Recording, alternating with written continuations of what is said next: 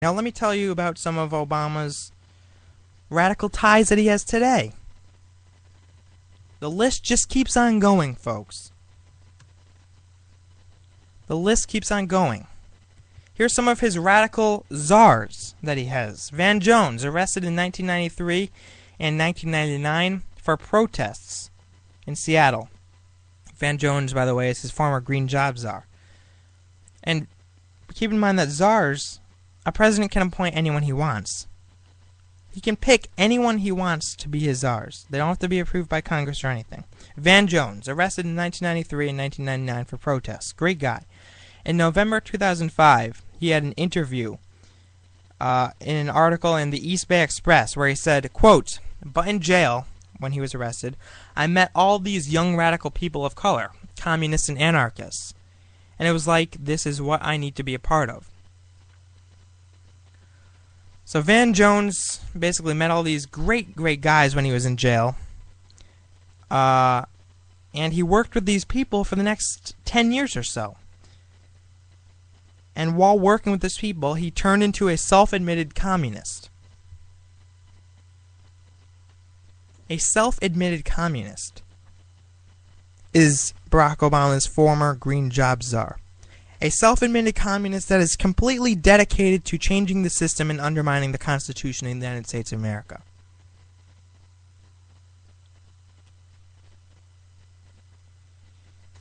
He's been speaking a lot, especially over the past year, about deeper patriotism. And he's been trying to change the meaning of the word patriotism, like any good progressive would. He's trying to change the meaning of the word patriotism to fit his own agenda. Ladies and gentlemen, listen to this one. Here's Van Jones talking about, quote, deeper patriotism.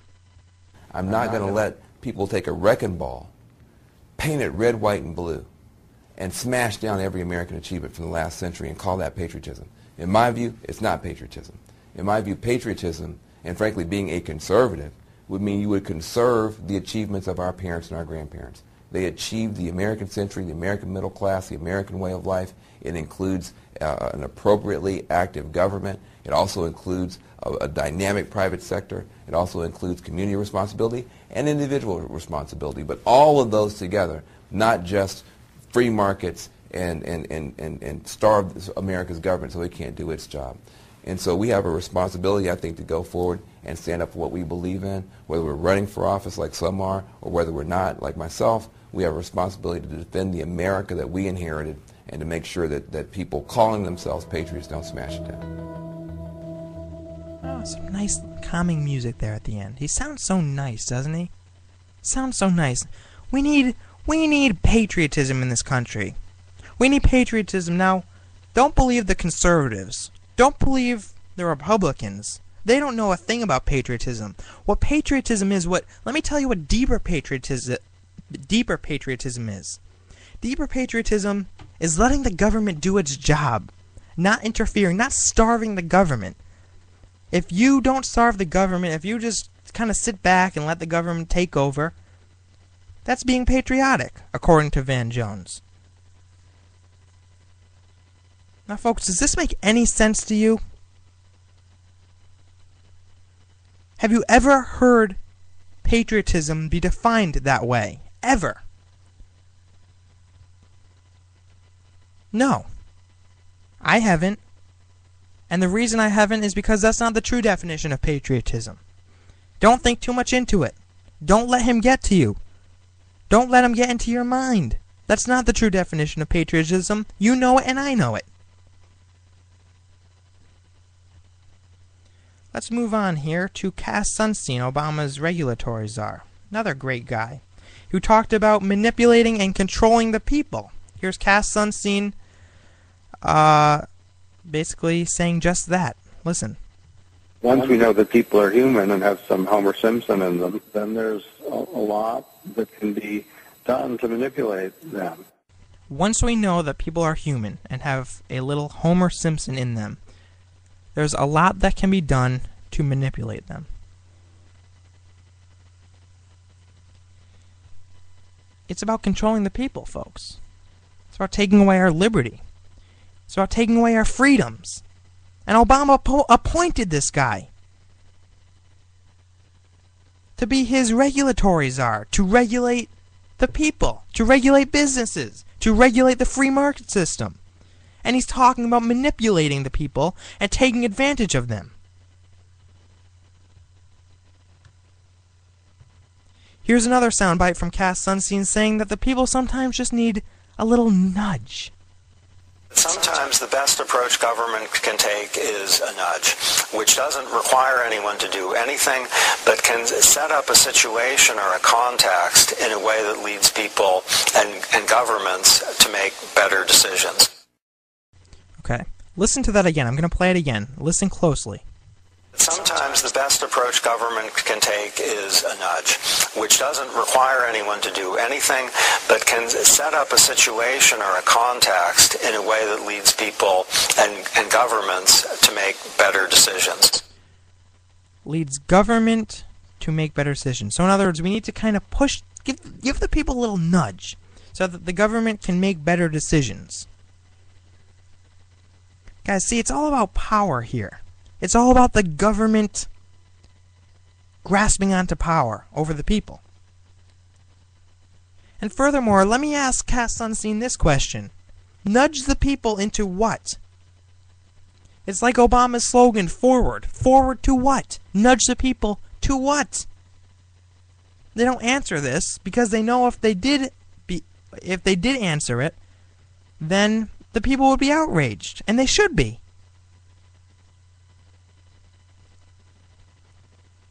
And Obama appointed this person.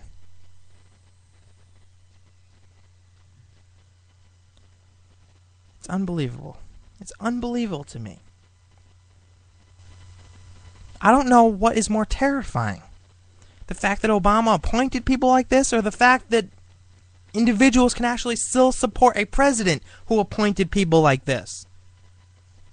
John Holdren, Obama's science czar. In 1977, he wrote a book, he co-authored a book called Ecoscience, Population, Resources, and Environment. In the book, he wrote, quote, population control laws, even including laws requiring compulsory abortion, could be sustained under the existing Constitution. Compulsory abortion could be sustained under the existing Constitution. Tell me, John, where in the Constitution does it say that the government can force people to get abortions? You know where they do that? They do that in communist nations around the world. John,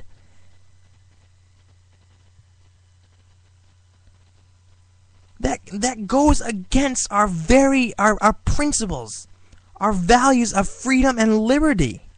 The government coming along and saying, no, you have to get an abortion? You have to take away the life of your own child? And Obama appointed this person. He specifically picked him. Out of all the people in the United States, he picked this guy to be his science czar. Why?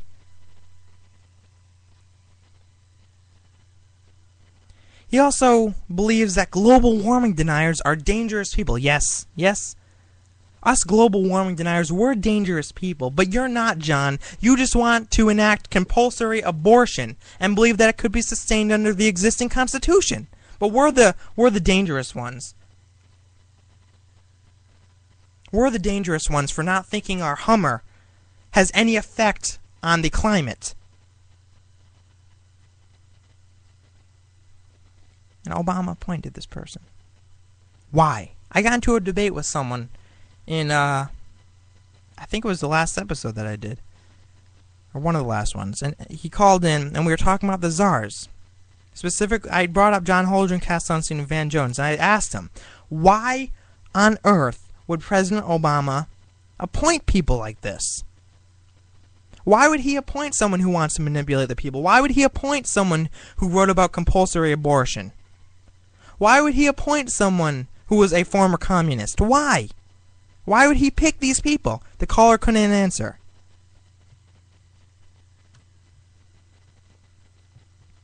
Then there's Bill Ayers, the former terrorist, who planted bombs on buildings caused tremendous amounts of chaos, and then has said in the past that he doesn't regret any of it. Would you let your child hang out with someone like that, ladies and gentlemen? Would you let your child hang out with someone who is causing destruction, who is getting into illegal things? No? Then why do we have a president that hangs out with someone like that? Why? The guy is friends with a former terrorist who in the past has planted bombs on the Pentagon, and we still have idiots in this country supporting Barack Hussein Obama.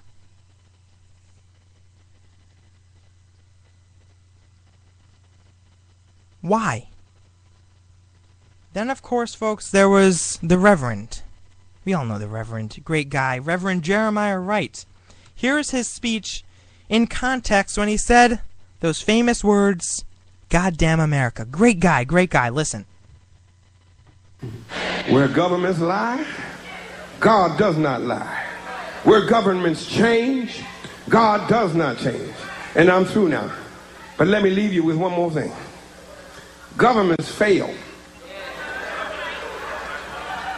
The government in this text, comprised of Caesar, Quirinius, Pontius Pilate, Pontius Pilate, the Roman government failed. The British government used to rule from east to west. The British government had a Union Jack. She colonized Kenya, Ghana, Nigeria, Jamaica, Barbados, Trinidad, and Hong Kong. Her navies ruled the 7 seas all the way down to the tip of Argentina in the Falklands. But the British government failed. The Russian government failed. The Japanese government failed. The German government failed. And the United States of America government, when it came to treating her citizens of Indian descent fairly, she failed. She put them on reservations. When it came to treating her citizens of Japanese descent fairly, she failed. She put them in internment prison camps. When it came to treating the citizens of African descent fairly, America failed. She put them in chains. The government put them on slave quarters, put them on auction blocks, put them in cotton fields, put them in inferior schools, put them in substandard housing, put them in scientific experiments, put them in the lowest paying jobs, put them outside the equal protection of the law, kept them out of their racist bastions of higher education, and locked them into positions of hopelessness and helplessness. The government gives them the drugs, builds bigger prisons, passes a 3-strike law, and then wants us to sing God Bless America? No, no, no. Not God Bless America. God damn America, that's in the Bible, for killing innocent people. God damn America, for treating her citizens as less than human. God damn America, as long as she tries to act like she is God and she is supreme. 35 years. Obama attended that church with that pastor for 35 years. Now he claims, oh no, I never heard him say anything like that. Yeah, right. Okay, Mr. President. You've been so honest in the past. You don't have any broken promises. We'll just believe you here. 35 years. He took his wife and his kids there. The President of the United States attended a church with a pastor who was cursing America, saying how racist it is, saying how evil it is. The President of the United States. The guy, the man who is supposed to defend America's liberties, the man who is supposed to stand up for America, love this country, embrace its freedoms, went to a church with a pastor who was saying those 3 words that I'm not going to repeat again. Those 3 words that are absolutely disgusting. Obama attended that church. Obama attended that church. I mean, guys, he's just surrounded by people like this. Valerie Jarrett. one of Obama's top advisors, grew up with a family of Marxists. He has surrounded himself with people who are just threats to the Republic. People who are dangerous to our freedoms, who are threatening our freedoms with every policy they enact, every word they say. And people still support him. People still support a man who clearly hates America, hates our principles, hates our capitalist nation, hates our way of life. People still support him. Now, it's one thing if you don't know the facts. If you don't know the facts and you support Obama, that's still not good, but at least it's an excuse. That's what we have this radio show for. That's what we have people like Mark Levin for, to educate these people. But if you are aware of these facts, if you are aware that President Obama attended a church with Reverend Wright for 35 years, if you're aware of his regulatory czar Cass Sunstein, if you're aware of Van Jones, if you're aware of John Holdren, if you are aware of Bill Ayers, and you still go to the voting booths tomorrow and place your vote for Barack Hussein Obama, you are destroying the Republic. You are destroying the Republic, and you are empowering radicals to take away our liberty. And that should concern not just Republicans, not just Democrats, but Americans everywhere. Americans across the nation. Americans from sea to shining sea should be concerned about this. Folks, this isn't just a Republican or Democratic issue. This is something that should concern everybody. This isn't Republicans versus Democrats here. This election isn't conservative versus liberal. It is America versus tyranny. It is America versus Marxism. It is America versus complete government control of our lives.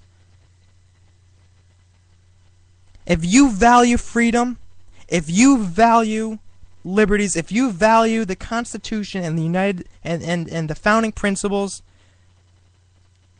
then tomorrow you will get this guy the hell out of office. Factor Talk Radio.